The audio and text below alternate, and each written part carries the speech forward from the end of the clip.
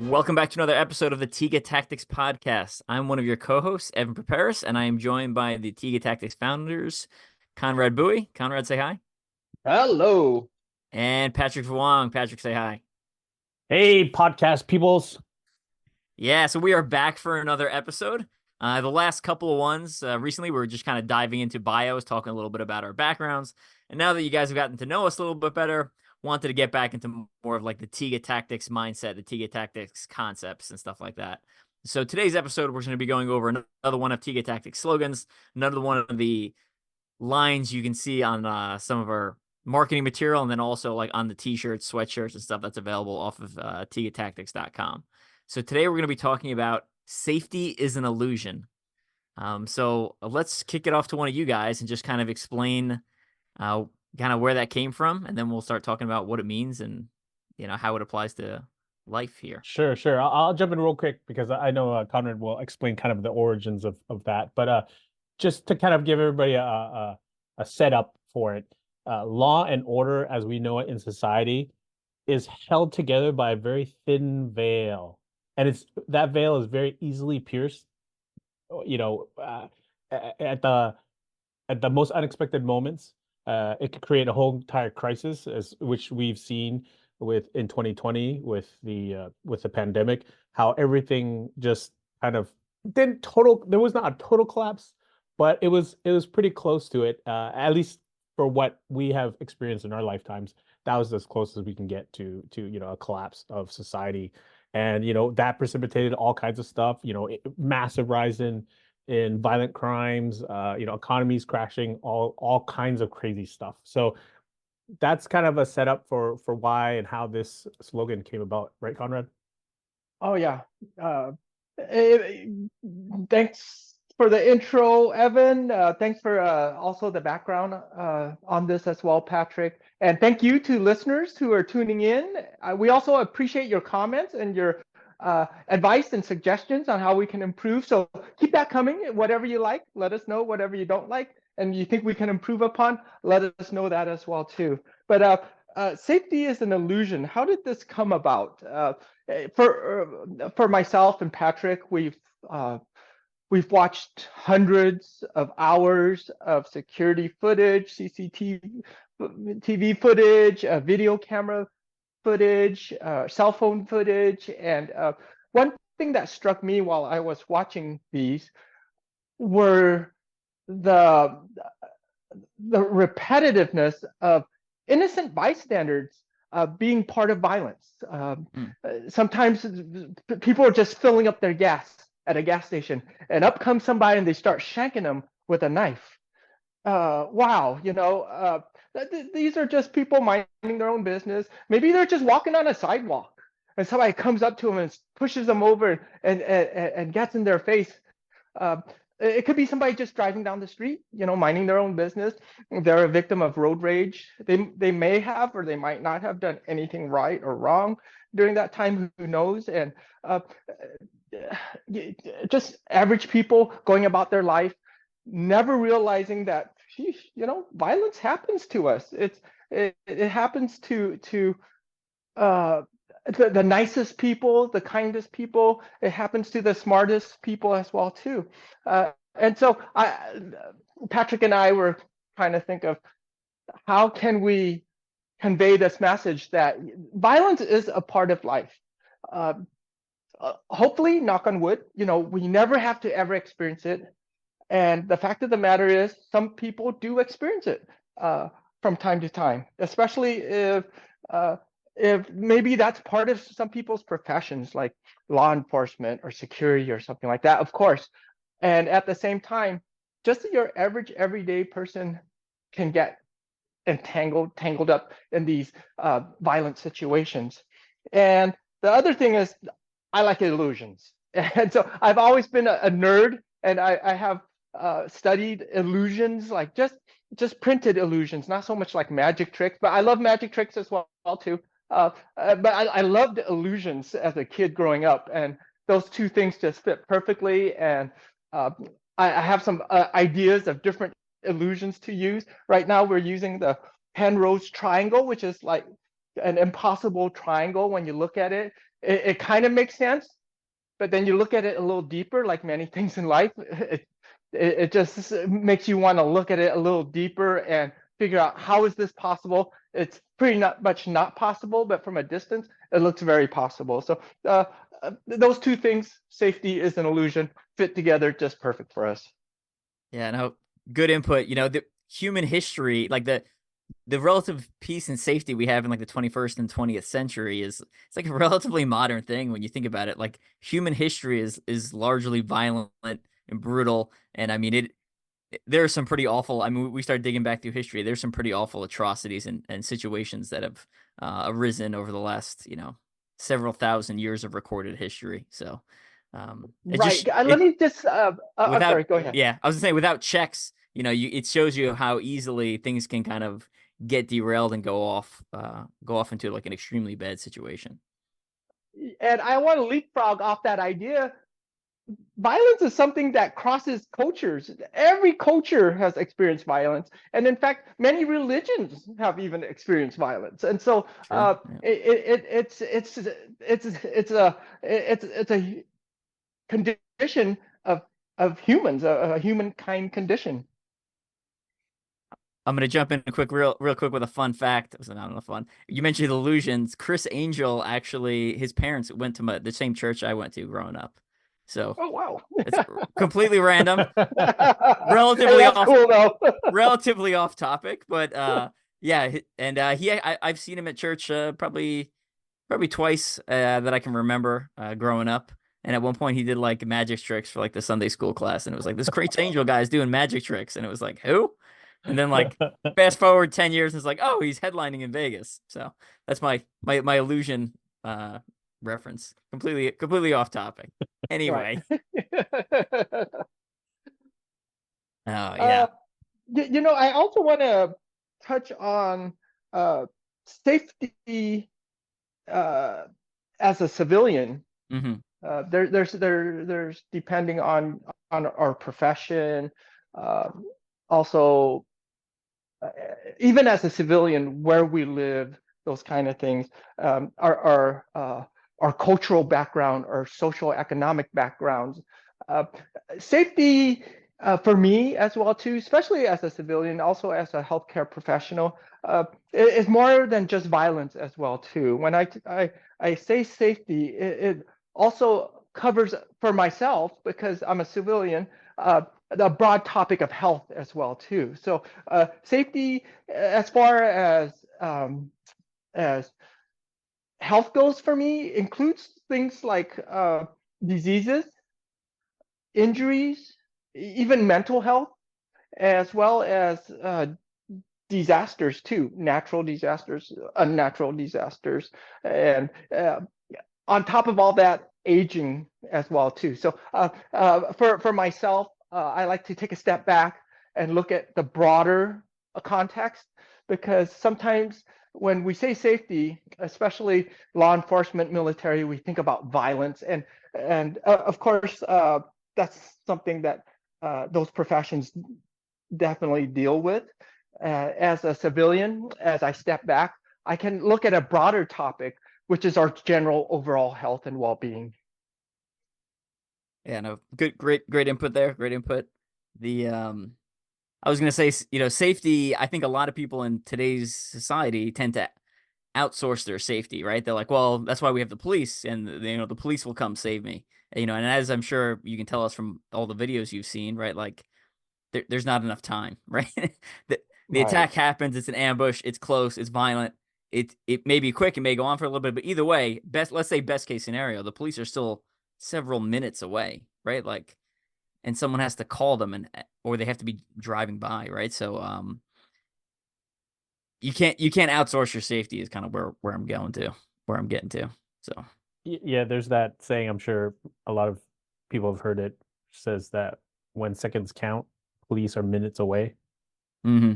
So you can't really that's a great reminder that your safety is your own personal responsibility. Yeah. And so obviously my military background, those of you who listened to one of our recent episodes know my military background. When I for my job for special forces, when I go to other countries, and what I've been trained in is like how to do bad things to bad people in hostile environments. And so like I have that mindset of like thinking through um security vulnerabilities and stuff like that. So let me preface what I'm about to say with that.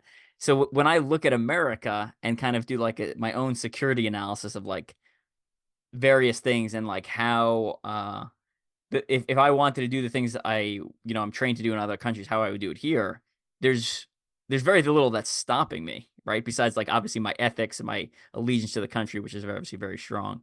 But like you're saying that that safety security blanket can be pierced very easily, right? There's essentially there's nothing stopping me besides my ethics and my love of my Mhm. country. Like that's what's holding me back. It's not ability, it's not security posture. It's not all the things that you would think that would stop someone from doing some really bad stuff.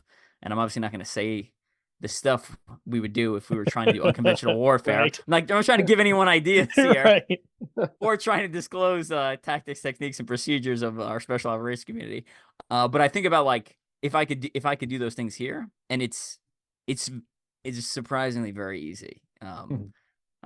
Almost to the point where it's like I'm honestly, when I look back on the last 20 years of the war on terror, um, I'm honestly surprised more of that stuff hasn't occurred in the United States um, on a regular basis. Mhm. But yeah, Yeah, I kind of bouncing off of that. I remember after 9/11 happened, uh, certain three-letter agencies went to Hollywood, gathered a bunch of producers and top screenwriters and said, "Hey, if you were a terrorist, pretend you're making a movie, an action movie, and you were the terrorist. What would you do? How would you write that script that would eliminate America?"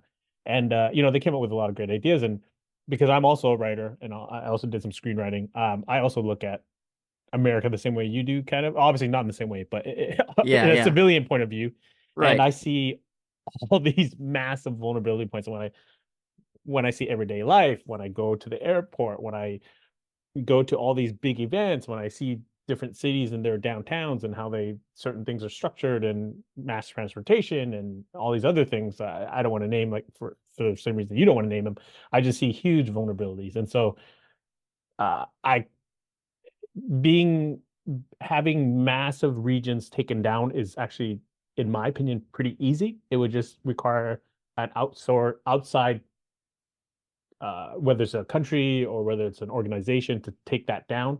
We would be very vulnerable if that happened. And so it kind of again goes back to that whole mindset of it's your responsibility, because as a whole, governments aren't always the most reliable people for it.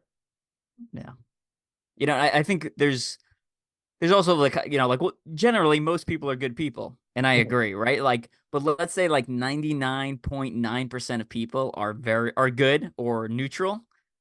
um 0.1% is still a lot of people, right? Like the town I live in is pretty small. It's about like 54,000, and if you take 0.1% of that, that's still like that's still a sizable element that could be going around doing bad things, Yes, right? yes. So Right. not necessarily terrorism, but like muggings, Hmm.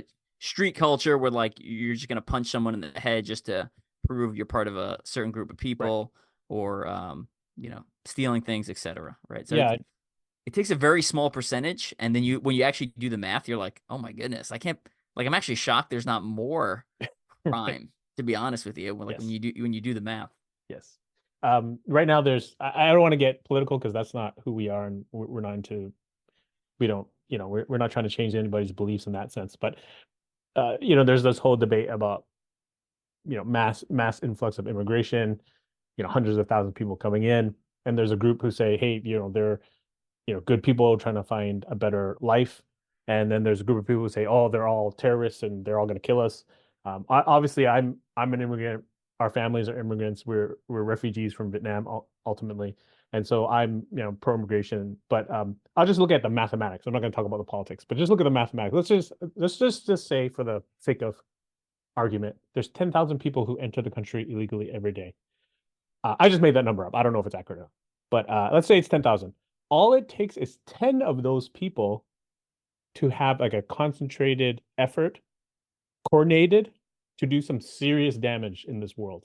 in our society in America, right? And so it kind of ties back to what you said of all, a very less than 1% could do some Yes. pretty bad, seriously damaging stuff.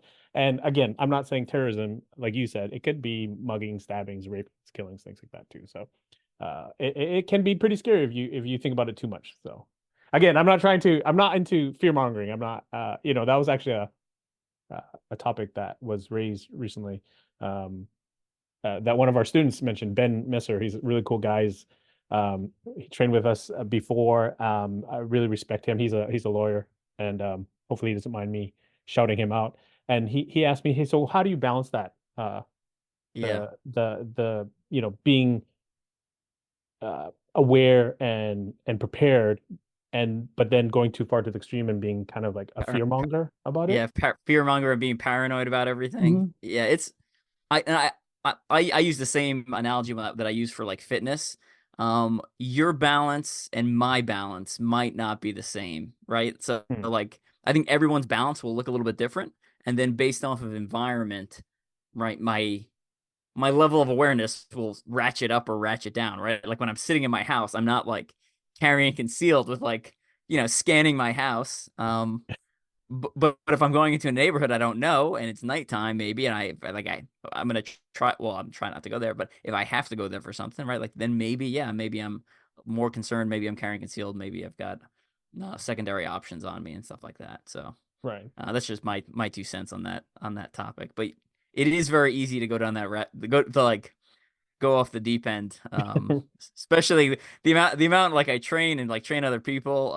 I know I have trouble like adjusting, figuring out where that sweet spot is. Yeah. Yeah, it's definitely a balance. There's a wide spectrum, and you obviously don't want to go to either extreme where you're, you know, Yeah, totally clueless and live in a fantasy world where everybody's cool and there's no violence and don't worry, everybody's really nice, to the far extreme where they're saying, you become basically xenophobic and you're afraid of everybody, and you know that's where hatred develops. Um, absolutely. and so we kind of have to walk that line in between, be a little bit more moderate, the middle path if you're in Buddhism, or if you're a Taoist, the balance, yin and yang balance. But the way that I kind of think of it is, I grew up in Canada. I was born and raised in Canada, and if you're in Canada, especially most of Canada, you're naturally a prepper because we have winters that will kill you. Mm, And so Mother Nature's trying to kill you every winter. And so you grow up kind of being naturally a prepper, and understanding what it means to be prepared. And so safety and illusion doesn't always have to mean punching and kicking or someone trying to shoot you or stab you. It also means, like as Conrad said before, it's more about everyday life, health, and your lifestyle. And so I call myself, I'm not a prepper, I'm not paranoid, I'm a paranoid. So I'm a little paranoid, but I'm a little prepared at the same time. You just kind of want to find that happy balance where you recognize that these things can happen, but you're not obsessed about it. Yeah, and I think uh, back to that fear mongering, is this statement something negative, something pessimistic? And just like what you said, Patrick and Evan, uh, I think it can help empower us, because sometimes, because of society, and we talked about this, we're very comfortable. We feel safe. We feel taken care of, and we want to believe, there's good people out there, and there are. We want to believe that we are safe. We want to believe that we're positive.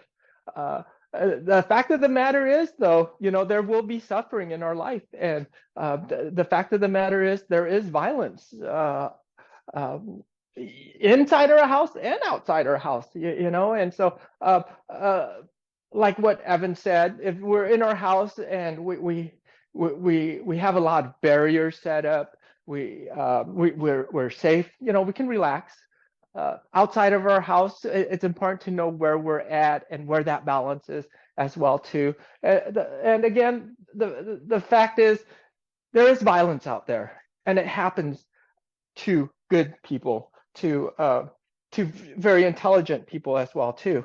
And so by acknowledging that, I believe it makes it more makes us more realists than pessimists. And so it's just a realistic viewpoint to say, hey, safety is an illusion. At the same time, it doesn't mean that, life is full of suffering and life is full of violence. It's not. It's not. Most of the time, especially as a civilian, it's a very comfortable life, especially in the United States. Again, though, there are bad things that happen to good people. And one fact of life is that there's going to be suffering. We all suffer one way or another, whether that's with health or relationship or with money. There's always going to be some kind of suffering that will happen to us eventually. Old age, loss of death of a loved one, these things will happen to us. And we don't want to put our head in the sand and just say, oh no, my life is always going to be positive. It's always going to be full of rainbows and unicorns. It's important to realize these things happen, because that way, when these things do happen, and they will happen eventually, as we get older, our health deteriorates. As we get older, people around us pass away. Patrick and I just experienced the passing of our grandmother. And by acknowledging that these things can happen, it takes away that edge. It takes away a lot of that pain and suffering, knowing that these things do happen. And also knowing that this happens to everybody, not just me, not just you, Evan, not just you, Patrick, not just you, the listener. It happens to everybody. It doesn't matter if you're Keanu Reeves or Brad Pitt or Tom Cruise or Taylor Swift. We all experience suffering. They all experience suffering. And so understanding that, like really understanding that, also takes the edge off of our own personal suffering. And lastly, knowing that everyone suffers, we can also have a certain level of compassion for people who experience that suffering, because we've either experienced it ourselves or we will experience it. So when somebody else is suffering, whether, again, that is some health issue, some financial issue, or a victim of violence, we can have more compassion towards that person. So to me, having that balance is an important part of being an empowered individual as well, too. And just being more centered, being able to face the adversities of life with better tools. Yes. Sorry for your loss, Conrad and Patrick. I know, obviously that stuff hurts. I find that on a personal level, I think it reminds me that life is finite, and reminds me to like prioritize the more important stuff when I go through something like that personally. So, yeah, just my 2 cents on the topic. And then I'm going to circle quick back around, then we can continue to move on. But circling back around to, being prepared and having a plan. I like to use a car analogy when I talk safety, right? Like every time I leave my house in my car, I'm not like, well, I could get into an accident, and then I like stress about that the entire time. Like I'm aware the whole time, and I've got airbags, and I bought a car that is going to protect me, and I could get a flat tire, but I know I have like a spare tire in the back, and I have a flat repair kit. So I have that stuff prepared. I've thought through those problems, and then I push it to the back of my mind, and I don't think about it a lot.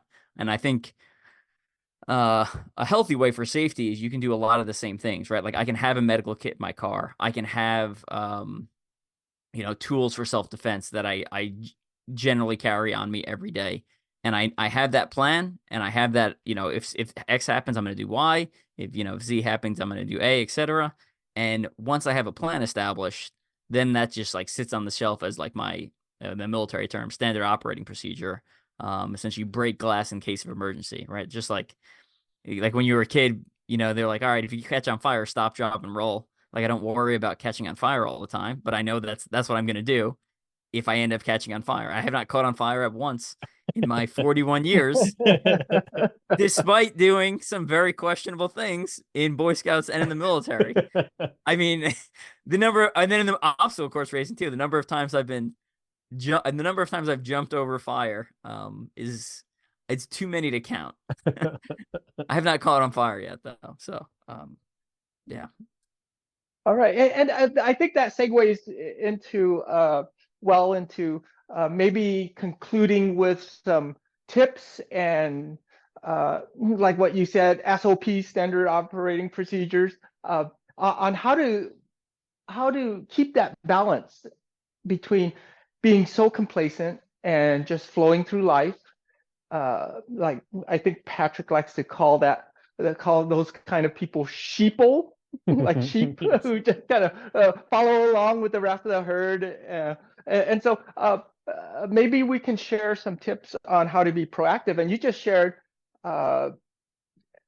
in the car, having these tools to to have around in case something happens. I think that's an important thing, to have those tools that remind you that things do happen. It's not gonna uh, make you obsessive or anything like that, but it's there to kind of just remind you life is a balance. There's a lot of good. Luckily, there's a lot of good, especially if you live in the United States. There's a lot of good here. Unfortunately, sometimes there are negative things that enter our life from time to time, and that just happens to the best of us. I think one tip I'd like to share with our listeners is something we teach at our seminars. Try to find a way to remind yourself to take 3 deep breaths. So for me, anytime somebody honks me or I hear a horn or a bell or a whistle or something like that, I try to use that to wake myself up, take 3 deep breaths, have my mind come back to my body, center myself. And then we also would like for you to, when you're taking the 3 deep breaths, look around, notice your environment, be mindful of where you're at, and look for potential issues, problems, or danger. If I'm driving, obviously the potential problems might be I could run into somebody else could run into me. If I'm sitting in a restaurant, possible dangers could be somebody coming in and holding up the restaurant, or I'm sitting next to somebody with a real crazy virus. Who knows? And at the same time, I'd like for the listener or whoever's practicing this technique to think of the positives as well too. Look around and see what's beautiful. If you're at the restaurant, wow, you have money to go eat at a restaurant. You're probably going to be enjoying a fine meal here, hopefully. And look for the positives as well too. So I think that's a good tool that I use in my life to keep that balance, because sometimes I get into that complacency mode, and I just think, it's all safety. It's totally going to be okay, and that's not a bad thing to have, not a bad mindset to have, and at the same time, it helps to keep me grounded as well too, and balanced. Always good advice. I always like how you take things to a higher level when we talk about different topics. So, Patrick, what else you got? You got any tips you want to share? Yeah, I'll give two, as Conrad's tips are always great. And so I'll give two basic ones. The first one is, before you walk out the door, or you get into your car, look at your EDC tools, and then do at least a single draw. If it's a knife, then you want to create space, draw that knife, have it in your hand, have the grip of death, really tight hammer grip. And it just reminds you that you do that draw. It reminds you of why you're carrying that knife in the first place. So it resets your mind, because when you wake up, you might be groggy, you didn't have coffee yet, or you're thinking about getting to work on time and you're late and all that. There's a lot of distractions and stresses in life, and so the draw kind of resets everything and says, okay, I'm leaving the door, I'm no longer going to be safe, it's not guaranteed. So this draw is going to reset my mind so that I turn on my radar, basically. So that's one way to do it. Another tip is, I follow the 3-second eye scan, which basically is a technique that our uncle, Conrad, and my uncle, he used to be a Navy SEAL in the Vietnam War, and then he, we emigrated to Canada, and he became a driving instructor. And he was big on situational awareness, as you could imagine, having been, a Navy SEAL. And he said, never lock your eyes on anything for more than 3 seconds. You should always be scanning. So if you're in a car, you're looking up the front, you're looking off to the side, you're looking in the rear view mirror, you're looking at your side mirrors, and then you're looking off into the distance. So it's not just about the car in front of you, it's about the car 3 car lengths down, maybe even like a block down. And that lesson has always stuck with me. So I actually apply that 3-second rule everywhere I'm going, no matter if it's whether I'm driving or not. When I'm walking down the street, I'm in a restaurant, I try not to stare at any one thing for more than 3 seconds. I'm always scanning, I don't want to be paranoid and look like I'm high on drugs and always my eyes are always going crazy. But obviously I'll look at the person I'm having a conversation with. But if I can, I'll still try to scan even if I'm talking to this person. Yeah, I love that drawing of that, practice draw advice, because you, over the course of a year, you get in. I mean, if you do it 3 times every time you walk out the door, that's, 1,000+ reps with essentially with like no impact to your time of your daily schedule, right? It's like a couple of seconds before you leave the house. So I love that. Definitely something I've incorporated. I know for me, for one, I have a medical kit in myself, my car, and my wife's car, that I can reach from the front seat. So I can essentially reach back and grab it in case I'm pinned or stuck or need to access it and without getting out of my seat. And I've also got a tourniquet that's stuffed in between my car seat and the center console. And I've also got a knife for utility or self-defense purpose, whatever it may be, that's accessible from the driver's seat. Another one I do that, again, kind of shifting from self-defense, although not completely, is I'm gonna steal this one from my wife. My wife carries phone chargers. We have phone chargers like all over the house. There's all over the house, all over the car, in all the bags. Every time I'm like, man, I need my phone charged. She's like, I've got a cord here. This one doesn't work. Here's another one. It's like, where are you getting these cords from? And I think that one, in today's society, the phone it's a supercomputer. You have a tiny supercomputer that you carry around that can tell you directions. It can call for help. It can call friends. It can, it can pay for things. It can do almost everything. It is absurd, right? So, making sure you have a way to charge your phone, whether it be a battery pack or something that plugs into the wall or plugs into the car. I think that's one that is just a really valuable thing. And it's just super convenient, especially if you're cheap like me and your phone's a couple of years old. The battery is not what it quite used to be. It just exists, and the battery just just drains down throughout the day. It's like, oh, so That's great. That's a great tip. So, hopping back to the tool set, I think our tool set can help with our mindset as well too. So we talked about carrying even concealed or a blade, flashlights, pans.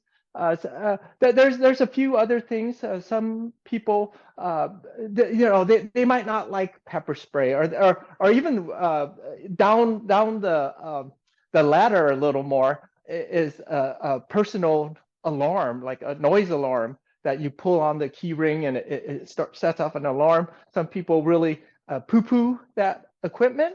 For me, I think if you have it, that helps to remind you that, hey, it's not a safe world potentially out there, and I need to be aware of my environment, especially if it's somewhere that I shouldn't be, or at a time I shouldn't be there, or with some people I shouldn't be with.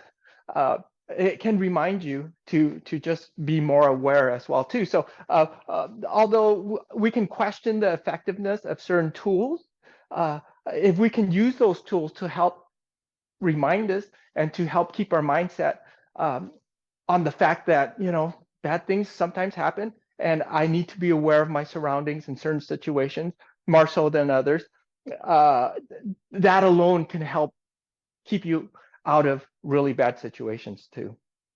Yeah, that's good advice. I've heard a lot of people poo-poo the personal alarm thing.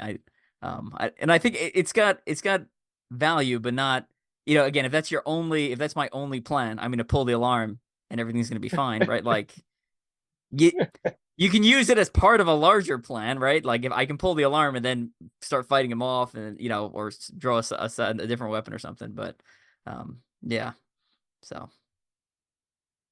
good I think stuff. we can definitely talk about effectiveness of different types of tools in a future episode. We've got some good ones planned, and then we've also got some good ones with that I'm excited about that are maybe less relevant to EDC stuff and just more fun ones. I like to do a couple of like movie tool like weapons reviews and talk about, you know, would you carry this ridiculous knife as part of your, you know, either military carry or EDC carry as a civilian, you know, both, and kind of discuss the merits of, you know, because a lot of times in movies they just do stuff because it just looks cool. And, Mhm. you know, as someone who, you know, whether a civilian doing security work or just civilian walking around or military, you're like, this is not a good plan. Like that is a poor weight distribution. Where are you carrying extra magazines? You know, how are you going to conceal this thing? Like this is everything wrong about this besides the fact that you look awesome on screen. So, all right, let's start wrapping it up with the safety is an illusion episode. Any final thoughts you want to share? We'll throw it over to Dr. Conrad. Oh yeah. One last tip: get the clothing. That'll help remind you and your family and those close to you that safety is an illusion. Thank you for listening in, everybody. We appreciate you. And Patrick, any final thoughts you want to share? Yeah, just another way of thinking about it is the peace, the harmony, the law and order that we so you know, we're so grateful to have here in North America. It comes down to basically an unwritten contract that we have with each other. You know, we promise each other that, you know, we're not going to go around socking people in the face and stabbing them. And if we do, then we get arrested and go to prison in most cities. But keep in mind that criminals don't follow that contract. They don't give an F about that contract. So don't assume that you will always be safe, even if you live in a really great neighborhood in a very expensive part of town. So just keep that in mind. Yeah, even in a nice neighborhood, there's no one stopping bad people from coming into that neighborhood, right? It's not like we have walls around a lot of places. I mean, even if you live in a gated community, that's usually there's a gate, but it's not like, and it's not a real gate, you know, like I can get into the community. I'm like, it takes someone with like a very small amount of brains to like get a loophole into that community, you know. It's like, Yeah. So yeah, good advice there. Yeah, everyone check the show notes down below. We're gonna drop a bunch of information, and then I know we got a bunch of seminars coming up for Tiga Tactics. We'll drop some of those dates in the notes down below, so please check those out. And yeah, we'll wrap it up here. Thank you all for listening, and we'll catch you in the next episode. Thank you, everybody. Thanks.